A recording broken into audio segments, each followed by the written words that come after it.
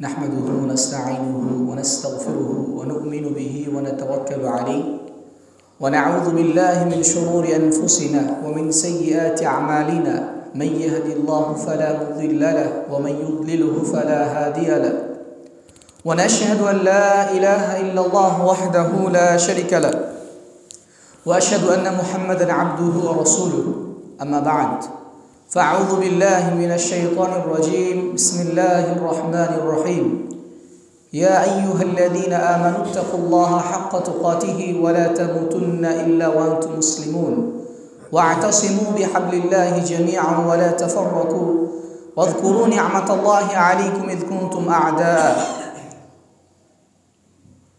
শ্রদ্ধেয় সম্মানিত আজকের মজলিসের উপস্থিত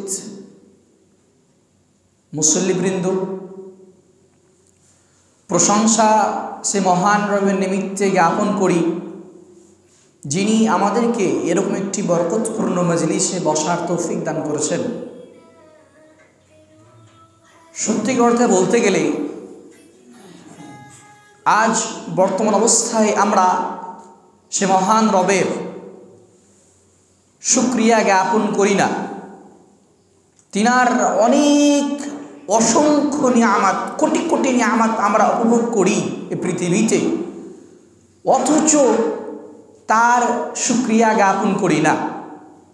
আর শুকরিয়া জ্ঞাপন করি না তার কারণেই আল্লাহ সুবহানাহু ওয়া তাআলা আমাদের কাছ থেকে, আমাদের নিকট থেকে বরকত জিনিস উঠিয়ে নিয়েছে। যদি আপনি ইসলামিক হিস্টোরি সার্চ করেন তাহলে পাবেন উসমান গনি রাদিয়াল্লাহু তাআলা আনহুর ইতিহাস, যে তিনি কিভাবে শুকরিয়া জ্ঞাপন করতেন। দাউদ আলাইহিস সালাম, সুলাইমান আলাইহিস সালাম, আল্লাহ সুবহানাহু ওয়া তাআলা এদেরকে অঢেল সম্পত্তির মালিক করেছিল। এর মূল রিজন ছিল, মূল কারণ ছিল তারা আল্লাহ সুবহানাহু ওয়া তাআলা তাদেরকে যত ধন সম্পদ দিত, যত নিয়ামত দিত, তত বেশি তারা শুকরিয়া জ্ঞাপন করত।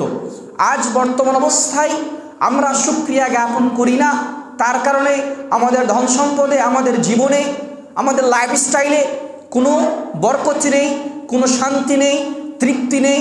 যে কোনো কাজ করছে কোনো শান্তি পাচ্ছে না, ব্রেন ঠিক নেই, টেনশন, হতাশা আর হতাশা, এই হতাগ্রস্ত আত্মা নিয়ে আমরা জীবনযাপন করছি। আরও একটি জিনিস আমাদের সমাজে দেখা যায়, যেটা উসমান গনি রাদিয়াল্লাহু তাআলা আনহুর ভিতরে ছিল। যখন তিনি কোনো পশু পালতেন, যেমন উট, ভেড়া, ছাগল, এই সমস্ত জিনিস তিনি যখন পালতেন, পোষতেন, যখন তিনি তাদেরকে কোনো খাদ্য দান করতেন, খেতে দিতেন, যদি তাদের পাত্র থেকে কোনো খাদ্য বা কোনো দানা যদি পড়ে যেত, সেটাকে উঠিয়ে আবার দিয়ে দিত। বর্তমান অবস্থায় আমরা কজন করি, পশুকে খাবার দিতে গিয়ে যদি লাড়া মুছে যে খড়, যেগুলোকে আমরা বলি, আমাদের মুর্শিদাবাদের ভাষায় লাড়া বলা হয়, ওই খড় যদি আপনি গরুকে দেন, তো গরুর পাত্র থেকে পড়ে যায়, কজন উঠিয়ে দেন? তো উসমান গনি রাদিয়াল্লাহু তাআলা আনহু তিনি যে খাবার দিতেন, খাদ্য দিতেন, যদি পড়ে যেত উঠিয়ে দিতেন সে পাত্রতে। তো এর কারণে আল্লাহ সুবহানাহু ওয়া তাআলা তিনি যে প্রত্যেকটি জিনিসকে মূল্যায়ন করতেন, আল্লাহ সুবহানাহু ওয়া তাআলা নিয়ামত বলে শুকরিয়া জ্ঞাপন করতেন। এর কারণে আল্লাহ সুবহানাহু ওয়া তাআলা তার ধন সম্পদে অনেক অঢেল বরকত ঢেলে দিয়েছিলেন। তাই আমরা যে বিশাল পৃথিবীতে আল্লাহ সুবহানাহু ওয়া তাআলা অগণিত অগণিত নিয়ামত উপভোগ করছি। আল্লাহ সুবহানাহু এইভাবে মানব জাতিকে চ্যালেঞ্জ করেন, ওয়া ইন তাউদ্দু নি'মাতাল্লাহি লা তুহসুহা, যে পৃথিবীর মানুষ শুনে রাখো, তোমরা যে আমার পৃথিবীতে নিয়ামত উপভোগ করো, তোমরা যদি পৃথিবীর স্টার্ট থেকে, অর্থাৎ পৃথিবী যখন থেকে সৃষ্টি হয়েছে তখন থেকে লাস্ট পর্যন্ত শুকরিয়া জ্ঞাপন করো, তোমরা শেষ করতে পারবে না।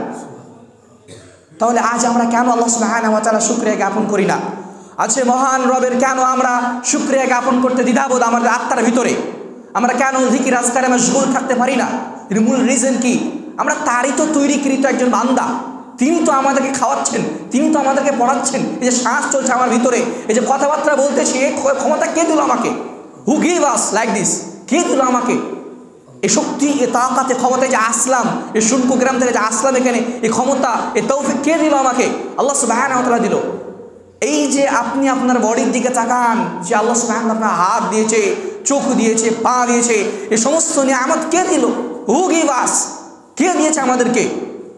এই যে আপনার কালো কুচকুচে চুলকে সাদা দপ্তরে করে দিয়েছে, কে করলো? এ কে, কার ক্ষমতা এগুলো? এই সমস্ত জিনিস আল্লাহ সুবহানাহু ওয়া তাআলার হাতে।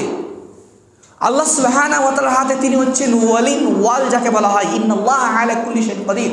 তো তার শুকরিয়া জ্ঞাপন আমরা কেন করি না? আমরা হতভাগা জাতি, আমরা হতভাগা মুসলিম, যে তার নিয়ামত উপভোগ করে আমরা শুকরিয়া জ্ঞাপন করি না। ফর এক্সাম্পল, আপনি একটা কুকুরকে যদি 5 দিন খাদ্য দেন, আপনার পেছও ছাড়বে না। তো যে রবের আমাদেরকে প্রত্যেক দিন প্রতিনিয়ত খাদ্য দান করেন, শ্বাস প্রশ্বাস দান করেন, আর অগণিত নিয়ামত দ্বারা আমাদের শরীরকে, আমাদের দেশকে, আমাদের গ্রামকে, আমাদের বাড়িকে পরিপূর্ণ করে দিয়েছেন, তবুও সে রবের জন্য 5 মিনিট সময় হয় না, তবুও সে রবের জন্য আলহামদুলিল্লাহ মুখ দিয়ে বের হয় না। তাই তিনার এই শুকরিয়ার্থে শুকরিয়া জ্ঞাপন করি। তাই সকলে বলি অন্তর স্থল থেকে আলহামদুলিল্লাহ। দুরূদ ও সালাম বিবর্ষিত হোক সে মহা মানবের প্রতি, যার প্রচেষ্টায় ইসলাম আলোকিত হয়েছে, যার ত্যাগে ইসলাম মানুষের নিকটে, মানুষের দ্বারে দ্বারে, মানুষের কাছে পৌঁছেছে। তিনি আমাদের জন্য এই ছোটোখাটো ত্যাগ বা মামুলি ত্যাগ, এগুলো এরকম ত্যাগ নয়। তিনি আপ্রাণ চেষ্টা করেছেন। তিনি কাফেরদের মুখ থেকে হাজার কষ্ট, নানা ধরনের কথাবার্তা, তাকে পাগল বলেছে মানুষ, তাকে পাথর দিয়ে পিটিয়েছে মানুষ, তাকে খ্যাপা বলেছে মানুষ, তবুও এই সমস্ত জিনিসকে ত্যাগ স্বীকার করে তিনি ইসলামের দাওয়াতকে পৌঁছেছেন। কিসের জন্য? আমাদের কল্যাণের জন্য, যেন আমরা ইহদিনাস সিরাতাল মুস্তাকিম সঠিক পথ পাই, যেন ওই সঠিক পথ পেয়ে জান্নাতে যেতে পারি। এটা হচ্ছে দ্যাট রিজন, এটা হচ্ছে কারণ। মুহাম্মদ সাল্লাল্লাহু আলাইহি ওয়াসাল্লাম মিনাল যুলুমাতি ইলা নূর, আপনি পড়ুন আর-রাহিকুল মাকতুম, যিনি লিখেছেন সফিউর রহমান মুবারকপুরি, যিনি বাড়ি হচ্ছে উত্তরপ্রদেশ। এই মুহাম্মদ সাল্লাল্লাহু আলাইহি ওয়াসাল্লাম জীবনী সম্পর্কে একটা বিশাল বই লিখেছেন। সে বই যদি পড়েন, মুহাম্মদ সাল্লাল্লাহু আলাইহি ওয়াসাল্লামের জীবনী পড়তে পড়তে আপনার চোখ দিয়ে অশ্রু ঝরে যাবে, যে তার চরিত্র কেমন ছিল, তার ক্যারেক্টার কেমন ছিল। শুধু এখানে শেষ নয়, আপনি খুলুন কোরআন মাজিদ, আল্লাহ সুবহানাহু ওয়া তাআলা সূরা আহজাবের মধ্যে বলছেন, লাকাদ কানা লাকুম ফি রাসূলিল্লাহি উসওয়াতুন হাসানাহ in the life of messenger, the best ideal for you. অবশ্যই মুহাম্মদ সাল্লাল্লাহু আলাইহি ওয়াসাল্লামের মধ্যে রয়েছে তোমাদের জন্য উত্তম চরিত্র, উত্তম ক্যারেক্টার। সেই জাতিকে, সে আরব জাতিকে অন্ধকার থেকে আলোর দিকে নিয়ে এসেছেন, শুধুমাত্র জান্নাতের দিকে নিয়ে যাওয়ার জন্য। সেই জাতি, যে জাতি জানতো না তার স্রষ্টাকে, তার রবকে, যে জাতি ছিল হতভাগা জাতি, যে আত্মা ছিল হতগ্রস্ত আত্মা, সেই আত্মাকে, সেই মানুষকে, সেই মানব জাতিকে সঠিক পথের দিকে নিয়ে এসছে মুহাম্মদ সাল্লাল্লাহু আলাইহি ওয়াসাল্লাম। যে জাতি কবর পূজা করত, যে জাতি গাছের পূজা করত, যে জাতি পাথরের ইবাদত করত, যে জাতি জিনের ইবাদত করত, সেই জাতিকে নিয়ে এসছেন। যে জাতির মধ্যে সমকামিতা ছিল, যে জাতির মধ্যে জেনারেল বিচার ছিল, যে জাতির মধ্যে কোনো রেসপন্সিবল গুরুত্ব, পারিবারিক কোনো রেসপন্সিবল বা ভালোবাসা কিছু ছিল না, যাকে বলা হয় গরু ছাগল পশু প্রাণীদের মতো তাদের চাল চরিত্র, তাদের ব্যবহার ছিল। সেই জাতিকে সঠিক পথের দিকে নিয়ে এসছেন শুধুমাত্র মুহাম্মদ সাল্লাল্লাহু আলাইহি ওয়াসাল্লাম ও আল মুহাফফিজ আল কোরআন। তাই তার উপর দুরূদ ও সালাম বিবর্ষিত হোক। আল্লাহুম্মা সাল্লি আলাইহি আল্লাহুম্মা বারিক আলাইহি। সম্মানিত প্রিয় শ্রোতা মণ্ডলী, সত্যি এটা খুবই একটি ভালো দিক, বা আমাদেরকে আল্লাহ সুবহানাহু কত ভালোবাসেন যে আমরা এরকম একটি মাজলিসে উপস্থিত হতে পেরেছি। আমাদের মতোই মানুষ দেখেন, চায়ের স্টলে বসে, বাড়িতে মোবাইল টিপছে, পরিবারের সাথে টাইম পাস করছে। এটা একটা বিশাল দয়া, আল্লাহর করুণা, যে আল্লাহ আপনাকে চুজ করেছেন যে আপনি এখানে আসবেন এবং নেকি উপার্জন করবেন। আপনি এখান থেকে কোনো শিক্ষা যদি না নেন, আমি যে কথাবার্তা বলছি এগুলো না শুনেন, এ বসে থাকার কারণে আপনি নেকি হাসিল করবেন। আপনি আলহামদুলিল্লাহ, এটা বিশাল ব্যাপার একটা। তাহলে আল্লাহ আপনার কতটা ভালোবাসেন যে আপনি এই জায়গাতে আসতে পেরেছেন ব্যস্ততাকে দূর করে। তা আমাদের উচিত হবে এখানে বসে থেকে এই খুতবা শুনতে শুনতে শুকরিয়া জ্ঞাপন করা, আলহামদুলিল্লাহ, লা ইলাহা ইল্লাল্লাহ, আস্তাগফিরুল্লাহ, এরকম যিকির আজকার করা। যখন দেখবেন আপনি ইসলামিক হিস্ট্রি সার্চ করুন, সাহাবাদের জীবন ছিল, তাবেঈনদের জীবন ছিল, তারা যখন কোনো মাজলিসে বসতেন চুপচাপ বসে থাকতেন না, আমাদের মতো তাকিয়ে থাকতেন না খাতিবের দিকে। তিনারা মনে মনে জিকির আজকার করতেন, আল্লাহু আকবার, আলহামদুলিল্লাহ, সুবহানাল্লাহ, লা ইলাহা ইল্লাল্লাহ, আস্তাগফিরুল্লাহ। যখন জাহান্নামের আলোচনা হতো, কবরের আলোচনা হতো, বিচারের কাঠগড়ার আলোচনা হতো, চোখ দিয়ে অশ্রু ঝরে যেত। আজ আমাদের সমাজে, আমাদের মজলিসগুলি এমনই হচ্ছে যে যখনই আমরা খাতিবের মুখ থেকে, ইমামের মুখ থেকে কথাবার্তা শুনছি, কোরআন হাদিসের কথাবার্তা শুনছি, যখনই এটা শেষ হয়ে যাচ্ছে, ফিনিশড হয়ে যাচ্ছে, তখনই বের হওয়া মাত্রই অল থিংস ফরগেট ইট, যে কি শুনলাম না শুনলাম কিছু যা আসে না, এক কানে শুনলাম এক কানে ঢুকিয়ে দিলাম, আবার সমাজে গিয়ে আবার জায়গা সেই আবার মিলেমিশে আমরা সেই পাপ করতেছি, সে গুনাহ করতেছি, সে গীবত করতেছি। তাহলে আপনি কতটা মূল্যায়ন করলেন এই প্রোগ্রামকে? সত্যি কথা বলতে গেলে আজ আমাদের পৃথিবীর অবস্থা, এই বর্তমান সোসাইটির অবস্থা একবারই ঠিক নয়। আস্তে আস্তে পৃথিবীর বয়স খুবই কম বা একবারে শেষের দিকে চলে এসছে, যা বলা যায় এরকম। আজ আপনি সুদানবাসীর দিকে তাকান, যে জাতি খাদ্য খাওয়ার জন্য, দুমুঠো খাওয়ার জন্য ছটপট করতেছে। যারা social media, Facebook, Twitter use করে তারা অনেকে হয়তো জানে যে তারা এই খাদ্যের পাত্র নিয়ে এভাবে কান্না করতেছে, ইয়া আরব ইয়া মুসলিমিন, হে আরব জাতি, হে মুসলিম জাতি, তোমরা আমাদের সাহায্য করো। আল্লাহু আকবার। সেই রূপ হয়েছিল ফিলিস্তিনদের মধ্যেও, একই ব্যাপার, সেম ডিটেলস, যে ফিলিস্তিনিরাও জানতে পারলো না যে কেন আমাদেরকে হত্যা করা হচ্ছে, কেন আমাদেরকে ধ্বংস করা হচ্ছে। এই সুদানবাসীও জানে না যে আমাদেরকে কেন হত্যা করা হচ্ছে। আজ বর্তমান অবস্থায় দেখবেন সমাজে যে কিছু কিছু কারণের জন্য, ছোট মামুলি কারণের জন্য একজন মানুষ একজন মানুষ হত্যা করে দিচ্ছে। অর্থাৎ আমি কি দোষ করলাম আমি নিজে জানি না, আমাকে হত্যা করে বসতে হবে।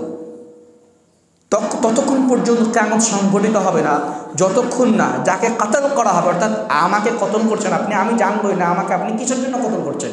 এই সময়টা যখনই চলে আসবে তখন ভেবে নিতে হবে যে এই পৃথিবীর বয়স বা আমাদের আয়ু, এই পৃথিবীর যে টাইম একটা থাকে লাস্ট পর্যায়ে, খুবই সীমিত সময় রয়েছে, আমাদের আর সময় নাই। তো তেমনইভাবে আজ এই বর্তমান অবস্থায় এই সুদানবাসীর দিকে তাকান। এই সুদানবাসী খাবারের জন্য ছটপট করতেছে, তাদের কাছে খাবার কি কম? তাদের দেশে কি নিয়ামত কম? তাদের দেশে যান, আপনি মাটি খুঁড়বেন আর আপনি সোনা পাবেন, হীরা পাবেন, এত নিয়ামত আল্লাহ সুবহানাহু বলে দিয়েছে। তবুও তারা আজ খেতে পায় না। তাদের দেশ থেকে, তাদের কান্ট্রি থেকে, বিভিন্ন কান্ট্রি থেকে আসা মানুষ তাদেরকে হেনস্থা করে ধন সম্পদকে নিয়ে যে তারা কোটি কোটি টাকার মালিক হচ্ছে, এদেরকে মেরে দিয়ে, এদেরকে হত্যা করে দিয়ে। সেম ফিলিস্তিন জাতি একই ব্যাপার। তো এটা হচ্ছে একটি আলামা, এটা হচ্ছে বিশাল বড় একটা নিদর্শন কিয়ামতের, যে কিয়ামত আমাদের খুবই সন্নিকটে। এবং আরও যে নিয়ামতগুলি রয়েছে আমাদের মধ্যে, যেমন জেনারা বিচার বেড়ে যাওয়া, নিঃস্বার্থতা বেড়ে যাওয়া, আল্লাহ সুবহানাহু ওয়া তাআলা ইতাআত না করা, রাসূলুল্লাহ সাল্লাল্লাহু আলাইহি ওয়াসাল্লাম ইতাআত না করা, হকপন্থী কমে যাওয়া, এই সমস্ত জিনিসগুলো এগুলো হচ্ছে কিয়ামতের আলামত। আমাদেরকে বুঝতে হবে, আমাদের মাইন্ডকে চেঞ্জ করতে হবে যে আমরা আর বেশি দিন নাই পৃথিবীতে, আমাদেরকে তড়িঘড়ি আগে আসতে হবে, আল্লাহর দিকে ফিরে আসতে হবে। তুবু ইলাল্লাহি তাওবাতান নাসুহা, একত্ববাদের দিকে, ইলাহের হক তার আল্লাহ সুবহানাহু ওয়া তাআলাকে দিয়ে দিয়ে সাজদা করা, তার পূজা করা এবং আখিরাতের জন্য প্রস্তুতি নেওয়া, যে আমি মারা যাওয়ার পর আমার কি হবে। আমি যে এসছি পৃথিবীতে, আমি যে মারা যাব, আমরা কি পৃথিবীতে, আমরা কি সারা জীবন থাকবো পৃথিবীতে? সারা জীবন থাকবো না, এটা অস্থায়ী জীবন, চিরস্থায়ী নয়। আজ এ দুনিয়ার ভালোবাসা, আজ এ দুনিয়ার লোভ লালসা আমাদেরকে, আমাদের মাইন্ডকে শিখিয়ে দিয়েছে যে এটা আমাদের চিরস্থায়ী জীবন। আজ আমরা এমনভাবে জীবন যাপন করছি যে মনে হচ্ছে আমরা মরবই না, মনে হচ্ছে আমরা এখানে সারা জীবন কাটিয়ে দিব। মনে রাখবেন, আপনার বাবাও ছিল এই পৃথিবীতে, সেও আজ নাই। আপনার মাতাও ছিল, যে মাতা আপনার কথা বলা শিখিয়েছে, যে বাপ আপনার তার হাত ধরে আপনি পথ চলা শিখেছেন, যার কথাবার্তা শিখে আপনি আজকে এত বড় প্রফেশনালে দাঁড়িয়েছেন, আপনি টাকার ধন সম্পদের মালিক হয়েছেন, সে বাপও আপনার নাই আজ, সে পিতা আপনার আজ পৃথিবীতে নাই, সেও আজ মাটির তলে। আপনাকেও মাটির তলে যেতে হবে, আপনাকে আবার মাটির তলে যেতে হবে, পুনরায় আপনাকে আবার উত্থিত করা হবে, আল্লাহ সুবহানাহু আপনাকে উত্থিত করবেন। এটাই পৃথিবীর বাস্তবতা, দুনিয়া, দুনিয়ার বাস্তবতা বা আমাদের পৃথিবীর বাস্তবতা বা আমাদের লাইফের বাস্তবতা, এটাই আমাদের জিনিস বুঝতে হবে। আর কতক্ষণ এই গভীর ঘুমিয়ে থাকবেন, আর কতক্ষণ এই পৃথিবীর মায়াজাল আটকে থাকবেন। আজকে যদি আপনি আল্লাহ সুবহানাহু অর্ডার হয়, আপনি এখান থেকে উঠে যেতে পারবেন আপনার বাড়ি, আপনি দুমুঠো ভালো করে খেতে পারবেন এশারের নামাজ পড়ে, যদি আপনার তাকদিরে না থাকে। আপনি হচ্ছেন একজন অস্থায়ী মানুষ, আপনি একজন দুর্বল মানুষ, অসহায় মানুষ। একটা কথা মনে রাখবেন, মানুষ যখন বিপদে পড়ে, অ্যাক্সিডেন্ট হয়, বড় অসুখে পড়ে, তখন মানুষ নিজেকে বুঝতে পারে আমি কতটা অসহায়, আমি কতটা দুর্বল, আল্লাহ আমাকে কতটা দুর্বল করে সৃষ্টি করেছে। এখনই অ্যাক্সিডেন্ট হন, আপনার হাত ভেঙে যাক, পা ভেঙে যাক, মাথায় চোট লাগুক, আপনি নিজেকে ভাবতে পারবেন আরে আমি কতটা দুর্বল, আমার এখনই তো আমি দাপট এবারে বুক ফুলিয়ে চলছিলাম রাস্তায়, আমার গলার জোর ছিল একবারে জোরে, আমার গলার জোর শুনে মানুষ কাঁপতো, আজ আমার একটা পা নেই, আমার একটা হাত নেই, আজ আমার শোনার ক্ষমতা নেই, আজ আমার একটা চোখ উড়ে গেছে। এটাই হচ্ছে পৃথিবীর বাস্তবতা, এটাই মানুষের বাস্তবতা, এটাই আমরা অসহায়। এই জন্য আল্লাহ বলছেন ইন্নাল ইনসানা খুলিকা হালুয়া, মানুষকে খুবই দুর্বল করে সৃষ্টি করা হয়েছে। অথচ মানুষ এই পৃথিবীতে দলীয় দাপট ক্ষমতা দেখায়। মনে রাখবেন ফিরআউনও ক্ষমতা দেখিয়েছিল। এই পৃথিবীর ইতিহাসে যদি সব থেকে বড় জালেম, যদি সব থেকে বড় বাদশাহ এবং সব থেকে যদি আল্লাহর নাফরমান বেশি করে থাকে তো ফিরআউনের বুদ্ধি কম ছিল না, তিনি একটি রাজ্য সামলাতেন। এমনকি তিনি এটাও বলে দাবি করেছেন আনা রব্বুকুমুল আলা, আমি সারা পৃথিবীর রব। তিনি বুদ্ধি কি কম ছিল? তিনি কি কম ভাবতেন? তিনি বুদ্ধি কম ছিল না, তবুও তিনি দলীয় দাপট দেখালেন। যখনই সেই সাগরে যে ফেসে গেলেন তখন বলছে আল্লাহ আমি তোমার যে মুসার রবের প্রতি আমি ঈমান আনলাম, আমানতু বিরব্বির মুসা, যে আমি মুসার রবের প্রতি ঈমান আনলাম। তখন কেন হবে? আপনার কাছে মালাকুল মউত পৌঁছে গেছে, আপনি দেখতে পাচ্ছেন, তখন আপনি ভয় বলছেন আল্লাহ লা ইলাহা ইল্লাল্লাহ। আপনি বলতে পারবেন ক্ষমতা আছে? আপনার 60 বছর আপনি তো কাটিয়েছেন বিড়ি খেয়ে, আপনি 60 বছর খেয়েছেন জেনা করে, হারাম খেয়ে, আপনি কি বলতে পারবেন লা ইলাহা ইল্লাল্লাহ? এটা কি সহজ? এতটাই কি ইসলাম সহজ যে আমি ভয়ে বলে দিব? অতটা সহজ নয় যতটা আপনি সহজ ভাবছেন। ওই সময় বলতে গেলে আপনাকে ঠান্ডার দিনে কোন ঠান্ডা দেশে ফজর সালাত আদায় করতে হবে, এছাড়া সালাত আদায় করতে হবে, এই বর্তমান অবস্থায় হারাম থেকে বাঁচতে হবে, হালাল খাদ্য খেতে হবে, তবে যে আপনি লা ইলাহা ইল্লাল্লাহ বলতে পারবেন। হ্যাঁ হেমা প্রিয় ভাই, প্লিজ স্টপ, দাঁড়িয়ে যান। আর কতক্ষণ করবেন? আর কতক্ষণ ছুটবেন এই পৃথিবীতে? আর কতক্ষণ? আল্লাহ টান দিবে, আল্লাহ টান দিবে, আর রশি টান দিবে, আপনাকে কবরে নিয়ে যাবে আল্লাহ। এ কথা মাথায় রাখবেন। Please memorise this, don't forget, ভুলে যেন না। আপনি এই জিনিসটি ভুলে যান না যে আমাকে আমার রবের কাছে যেতে হবে, আমাকে আবার উত্থিত করা হবে, আমার হিসাব নেওয়া হবে। আমাদের কিয়ামত খুবই সন্নিকটে, আমাদের মৃত্যু খুবই সন্নিকটে। আমরা অস্থায়ী জীবন, আমরা চিরস্থায়ী নই। এই 60 বছরের জীবনকে কেন আমরা বেশি প্রাধান্য দিচ্ছি? আল্লাহ নিজে বলছেন যে পৃথিবীর মানুষ, তোমরা এই দুনিয়ার জীবনকে বেশি অগ্রাধিকার দাও, বেশি প্রাধান্য দাও, অথচ আখিরাত হচ্ছে উত্তম। শুধু এখানে শেষ নয়, আল্লাহ সুবহানাহু ওয়া তাআলা আরও বলেন ওয়া মা হাযিহিল হায়াতুদ দুনিয়া ইল্লা মাতা', এই দুনিয়ার জীবন হচ্ছে শুধুমাত্র একটি ধোঁকার জীবন, খেল তামাশার জীবন, তাছাড়া কিছুই নয়। কেমন জানেন? হয়তো আপনাদের কাছে নদী নেই, তো আমাদের হয়তো যাই হোক আমার জানা নেই, তো আমাদের মুর্শিদাবাদে আমাদের বাড়ির সন্নিকটে, খুবই সন্নিকটে নদী আছে, নদী। তো আমরা ছোটোবেলায় কাদা দিয়ে ঘর বানাতাম, খেলার জন্য। ছোটো ছোটো বাচ্চা যখন খেলে সে আমরাও খেলতাম। যখনই খেলা শেষ হয়ে গেল সে বাড়িকে ভেঙেছে নদীতে ভাসিয়ে দিতাম। তা আমাদের জীবনটা হচ্ছে এরকম, আমরা যে ঘর বানিয়েছি এত টাকা পয়সা খরচ করে, আমাদেরকে সব ফেলে চলে যেতে হবে। আজ আপনি আপনার ছেলের জন্য মাথার ঘাম পায়ে ফেলছেন, আরে আমার ছেলেটা কি খাবে আমি মারা গেলে? আপনি আপনার ছেলের জন্য কত কিছু করছেন, আপনার ছেলের জন্য কত একটা চাকরি খুঁজছেন, একটা দোকান করে দিতে হবে, তাকে বাড়ি করে দিতে হবে। হ্যাঁ, আপনি আপনার ছেলের জন্য দুনিয়াবি দেখেন, আখিরাত দেখেন না। আপনার ছেলেকে দিনী শিক্ষা দিতে হবে, আপনার ছেলেকে নামাজ পড়ার জন্য বলতে। আপনি আপনার ছেলে কদিন বলেছেন বেটা সালাত আদায় করতে হবে, তোমাকে বাড়িতে থাকতে দিব না? কদিন বলেছেন আপনি কাপুরুষ পিতা, আপনার ভিতর রক্ত নেই, পুঁজ রয়েছে। আপনি দায়ুস কেমন জানেন?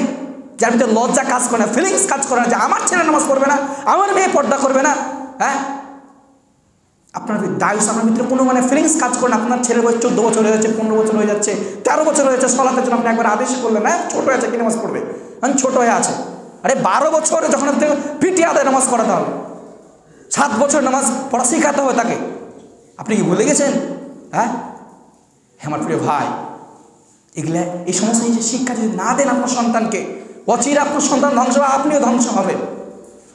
এই সমস্ত জিনিস শিক্ষা দেয়। আপনি যেমন আপনার সন্তানের জন্য পৃথিবীটা ভাবেন যে দোকান করে দিতে হবে, জায়গা করে দিতে হবে, বাড়ি করে দিতে হবে, একটা ভালো মেয়ে থেকে বিয়ে দিয়ে দিতে হবে, না আখেরাতেও ভাবতে হবে না ছেলের জন্য যে তাকে দিনই শিক্ষা দিতে হবে, তাকে নামাজ পড়া শেখাতে হবে। সে আমি যদি মারা যায় আমার জানাজা সেখানে পড়াতে পারে। আজ অধিকাংশ এই সমাজের মধ্যে মানুষ দেখা যাবে যারা খুবই কম সংখ্যক মানুষ, তাদের সন্তানরা তার বাপ যদি মারা যায়, তার পিতা যদি মারা যায়, নামাজ পড়াতে পারবে। আরে আপনি কেমন পিতা যে আপনি মারা গেলে আপনার সন্তান আপনার জানাজা পড়াতে পারবে না? আপনি হতভাগা পিতা। আপনার পৃথিবীতে আশাই ভুল হয়েছে। আপনি বাপ নামে কলঙ্ক, যা আপনার সন্তান আপনার জানাজা পড়াতে পারবে না। হ্যাঁ আমার প্রিয় ভাই, প্লিজ জাগুন। আর কতক্ষণ ঘুমিয়ে থাকবেন গভীর ঘুমে? এর ভিতরে কতক্ষণ আর জন ধরে থাকবে? Memorise, please come back to Allah. আল্লাহর দিকে ফিরে আসুন। আর কতক্ষণ এই দুনিয়ার লোভ লালসায় থাকবেন? স্টপ, প্লিজ স্টপ, বন্ধ করুন এসব। আল্লাহর দিকে ফিরে আসুন। আপনার মাইন্ডকে ভাবান একবার যে আরে আমি কি বাঁচবো? আমি মারা যাবো, আমার কি হবে? আরে আমাকে তো আবার উত্থিত করা হবে।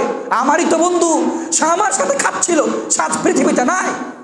আমারই তো বন্ধু, ছোট থেকে একসাথে মানুষ হয়েছি, সে পৃথিবীতে বিদায় নিয়ে গেছে। হ্যাঁ আমিও থাকবো না, আমাকে যেতে হবে। এটা হচ্ছে আমাদের শুধু পরীক্ষাগার। যেমন আমরা পরীক্ষাতে যাই আবার চলে আসি, তেমনইভাবে আমরা পরীক্ষাতে এসেছি। এর স্পষ্ট আল্লাহ সুবহানাহু ওয়া তাআলা মুলকের মধ্যে বলছেন, লিয়াবলুয়াকুম আইয়ুকুম আহসানু আমালা। তোমাদের মধ্যে সব থেকে বেস্ট অফ দ্য বেস্ট আমল কে করতে পারে, ভালো আমল কে করতে পারে। লিয়াবলুয়াকুম শব্দের শাব্দিক অর্থ হচ্ছে যাচাই বাছাই করার জন্য, পরীক্ষা করার জন্য। তো আমাদের এই জিনিসগুলো না ভাবলে আমরা কোথায় যাব? হে আমার প্রিয় ভাই, প্লিজ আন্ডারস্ট্যান্ড। তুবু ইলাল্লাহি তাওবাতান নাসুহা। আল্লাহর দিকে ফিরে আসুন। নিজের পাপকে বোঝার চেষ্টা করেন, আমি কত পাপ করতেছি। আপনি দিনে কত অগণিত পাপ করছেন, ভাবুন একবার। তারপরে ইস্তেগফার করার ভাবনা চিন্তা দূরের কথা। আপনার ইস্তেগফার তো দূরের কথা। আরে রাসূলুল্লাহ সাল্লাল্লাহু আলাইহি ওয়াসাল্লাম তার আগে পেছে গুনাহ মাফ, তারপরে মিয়াতা মাররা 100 বারের অধিক তিনি ক্ষমা চাইতেন আল্লাহর কাছে। তা আমরা কতগুলো পাপ করি? দিনে কতগুলো আমরা পাপ করি? কবার আল্লাহর কাছে ক্ষমা চেয়েছি? কবার আল্লাহকে বলেছি আল্লাহ আমি ভুল করেছি? কবার বলেছি আমরা কবার বলি আস্তাগফিরুল্লাহ ওয়া আতুবু ইলাইহি, আল্লাহ ভুলে গেছি তুমি মাফ করে দাও, আর হবে না? কবার বলি? আল্লাহ তো এই জন্য আমাদেরকে পাঠিয়েছে। রাসূল সাল্লাল্লাহু আলাইহি ওয়াসাল্লাম ওয়াল্লাযী নাফসি বিয়াদি, সে সত্তার কসম যার হাতে আমার প্রাণ রয়েছে, যদি এ জাতি ভুল না করতো, ভুল করার পরে না ক্ষমা চাইতো, তাহলে আল্লাহ সুবহানাহু এই জাতিকে ধ্বংস করে দিতেন। এমন একটি জাতি নিয়ে আসতেন যে ভুল করতো, ভুল করার পরে ক্ষমা চাইতো। তাহলে আমাদের ভুল হবে, এটা স্বাভাবিক। তা আমাদেরকে ক্ষমা চাইতে হবে, আমাদেরকে ক্ষমা প্রার্থনা করতে হবে, ক্ষমা চাইয়ে নিতে হবে। এরকম করে আল্লাহ তুমি ছাড়া কে ক্ষমা করে বলো? কেমন আছে যে আমাকে ক্ষমা করতে পারে? কেমন আছে যে আমাকে পথ প্রদর্শন দেখাতে পারে, যে পথ পেয়ে আমি জান্নাতে যেতে পারবো, যে পথ পেয়ে আমি তোমার সেই ইহদিনাস সিরাতাল মুস্তাকিম সঠিক পথে স্ট্রেট থাকতে পারবো, অটল থাকতে পারবো? এইভাবে আল্লাহ সুবহানাহু ওয়া তাআলা ক্ষমা চাওয়া, ক্ষমা ভিক্ষা চাওয়া আজ আমাদের নিকটে, কিয়ামত খুবই সন্নিকটে। মনে রাখবেন, আজ অধিকাংশ যুব সমাজ বাদ দিলাম, যাদের বছর 60 বছর হয়ে যাচ্ছে, তবু তারা আজ নেশাদ্রব্য বস্তু ছাড়তে পারে না। এটা কিয়ামতের আলামত নয় যে নেশাদ্রব্য বেড়ে যাবে? এটা কিয়ামতের আলামত নয়? একজন মুসলিমের সন্তান সে বারে গিয়ে, সে মেলায় গিয়ে রাতকে রাত কাটাচ্ছে নারীদের সাথে, সিগারেট খেয়ে, মদ খেয়ে, এটা কিয়ামতের আলামত নয়? আর এই ইহুদি সন্তান করবে সেটা ভিন্ন ব্যাপার, একজন নন মুসলিমের সন্তান করবে সেটা ভিন্ন ব্যাপার। কেন? সে জানে না ইসলাম সম্পর্কে, জানে না তার রব সম্পর্কে, সে টাচ পায়নি। আর আপনি তাকে টাচ দিচ্ছেন, সে দেখছে যে আমার বাবা হাজি, আমার বাবা নামাজ পড়তে যাচ্ছে, সে দেখছে, দেখা সত্ত্বেও তার সন্তান, সে হাজিরই সন্তান, সে মুসলিমের সন্তান, রাত্রে আড্ডা পিটছে, বাড়ে গিয়ে বিড়ি সিগারেট খাচ্ছে। তার মধ্যে একজন ঈদের মধ্যে পার্থক্য কোথায়? একই সেম। এদের আত্মার্থে আল্লাহ সুবহানাহু ওয়া তাআলা মোহর মেরে দিয়েছে। কেমনে জানেন? যেমন আজ বর্তমান অবস্থায় কে এই পৃথিবীকে নিয়ে বেশি ভাবনা চিন্তা করে বলেন তো? আমেরিকা, তাদের কান্ট্রিতে বেশি সায়েন্টিস্ট রয়েছে, তারা সূর্য, চাঁদ, এই পৃথিবী নানা ধরনের প্রজাতি তারা ক্রিয়েট করতেছে। ফেসবুক, টুইটার এগুলো কে তৈরি করেছে? হ্যাঁ, এগুলো কে তৈরি করলো? সবই আমেরিকা থেকে। যে আমরা ফ্লিপকার্ট কে তৈরি করলো? সবই আমেরিকা থেকে। তো এই সমস্ত জিনিস তারা পৃথিবীর নানা ধরনের নিয়ামত তারা যাচাই বাছাই করছে, তারা ভাবনা চিন্তা করে দেখছে, তবুও আল্লাহ সুবহানাহু তাদেরকে সঠিক পথের দিকে নিয়ে আসার তৌফিক দেয় না, হেদায়েত দেয় না, তাদের অন্তর আল্লাহ মোহর মেরে দিয়েছে। তেমনই আমাদের মুসলিম সমাজের মধ্যে কিছু মানুষ আছে যারা সঠিক পথ দেখছে, যারা দেখছে সচক্ষে আমাদের সামনে থেকে জ্বলন্ত মানুষ, আমাদের সাথে কথা বলা মানুষ, আমাদের সাথে উঠে বেড়ানো মানুষ আজ পৃথিবীতে নাই, বিদায় নিয়ে চলে গেছে, সচক্ষে দেখছে, তবুও এরা ফিরে আসে না। এদের অন্তর আল্লাহ সুবহানাহু মোহর মেরে দিয়েছে। এরা রং তামাশায়, খেল তামাশায়, এই আবেগপূর্ণ হৃদয় নিয়ে, আবেগপূর্ণ আত্মা নিয়ে এরা ঘুরে বেড়াচ্ছে। অবশ্যই অবশ্যই এরা বুঝতে পারবে যেই দিন সচক্ষে জাহান্নামকে দেখে নিবে, যেই দিন এই চক্ষু দ্বারা জাহান্নামকে দেখে নেবে, সেই দিন বুঝতে পারবে দুনিয়া কি জিনিস, এই দুনিয়া কি, সেই দিন বুঝতে পারবে। হ্যাঁ আমার প্রিয় ভাই, প্লিজ স্টপ করুন, বন্ধ করুন এসব। আর কতক্ষণ থাকবেন এই গভীর ঘুমে ঘুমিয়ে? ফিরে আসুন আল্লাহর দিকে, একত্ববাদের দিকে, রবের দিকে, যে পথ পেয়ে, যে রবের দিশা পেয়ে আপনি জান্নাতে যেতে পারবেন।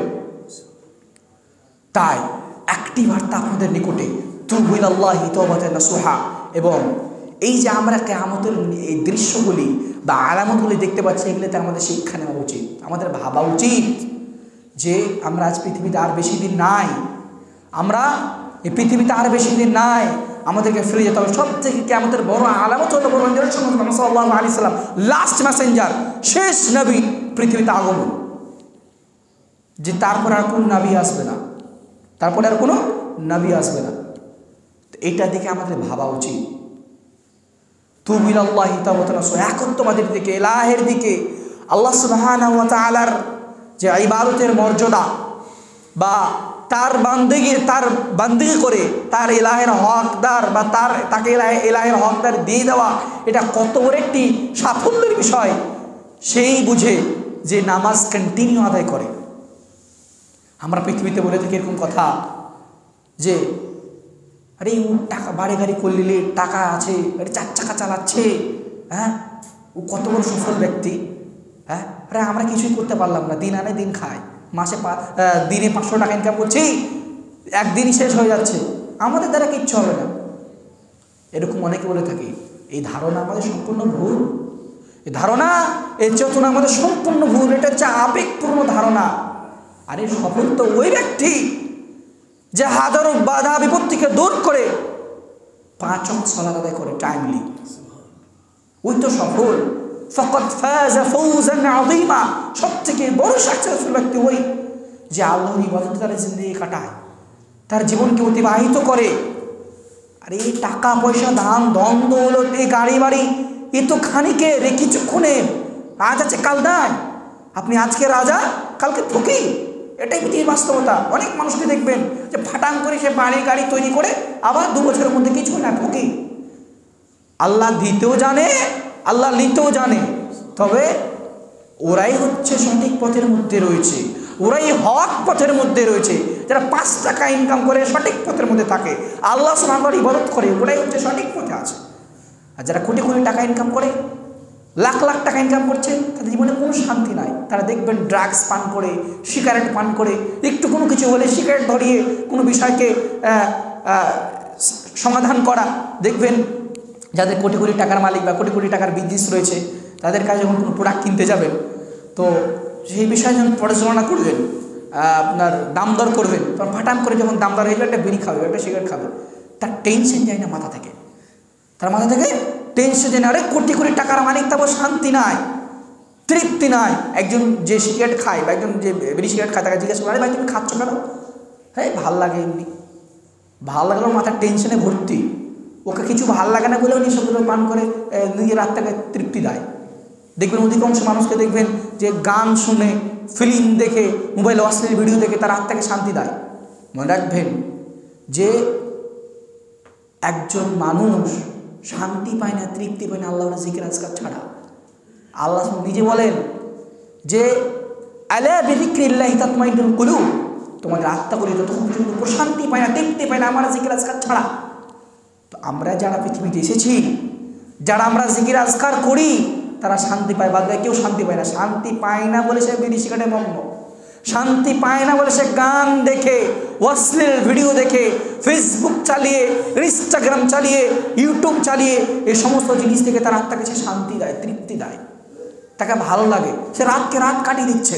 মানে তার এত এই জিনিসটি ভালো লেগেছে, তার ঘুমকে ত্যাগ করে, সে তার ঘুমকে ত্যাগ করে দেখতেছে, সে তার ঘুমকে ত্যাগ করে বারে টাইম কাটাচ্ছে। হ্যাঁ আমার প্রিয় ভাই, প্রতিষ্ঠান করুন, সমস্ত জিনিস বন্ধ করুন, নিজের আত্মাকে পরিশুদ্ধ করুন, আল্লাহর দিকে ফিরে আসুন, আল্লাহর ভালোবাসাকে বোঝার চেষ্টা করুন। পরিশেষে আল্লাহ সুবহানাহু ওয়া তাআলার কাছে দোয়া করি, হে আমার রব, হে আমার প্রতিপালক, আমাদের সকল মুসলিম জাতিকে, এক কথায় সকল সমগ্র জাতির মানুষকে, সমগ্র মানুষকে তুমি তাদেরকে হেদায়েত দান করো, আমিন। সঠিক পথ দেখাও, ইহদিনাস সিরাতাল মুস্তাকিম, সঠিক পথ দেখাও, যে পথ পেয়ে জান্নাতে যাবে, যে পথ পেয়ে তোমাকে চিনবে, তোমার রাসূলকে চিনবে এবং মরার পরে জান্নাত হাসিল করবে, আমিন। আমার রব আমাদেরকে 5 ওয়াক্তে মুসল্লি বানাও, যেন আমরা টাইমে নামাজ পড়তে পারি, আমাদের জীবনের বাধা বিপত্তিকে দূর করে, আমিন। রব্বানা যালামনা আনফুসানা ওয়া ইল্লাম তাগফির লানা ওয়া তারহামনা লানাকুনান্না মিনাল খাসিরিন। রব আমাদের মধ্যে যাদের পিতা মাতা মারা গেছে, আল্লাহ জানে তারা কবরের মধ্যে কি আশা করে চলো, তাদেরকে মাফ করো। রব্বিরহামহুমা কামা রাব্বায়ানি সগীরা, রব্বিরহামহুমা কামা রাব্বায়ানি সগীরা। রব্বানা যালামনা আনফুসানা ওয়া ইল্লাম তাগফির লানা ওয়া তারহামনা লানাকুনান্না মিনাল খাসিরিন। আল্লাহুম্মা সাল্লি আলা মুহাম্মাদিন ওয়া আলা আলি মুহাম্মাদ কামা সাল্লাইতা আলা ইব্রাহিমা ওয়া আলা আলি ইব্রাহিমা ইন্নাকা হামিদুল মাজিদ। আসসালামু আলাইকুম ওয়া রাহমাতুল্লাহি ওয়া বারাকাতুহু। এবার আমাদের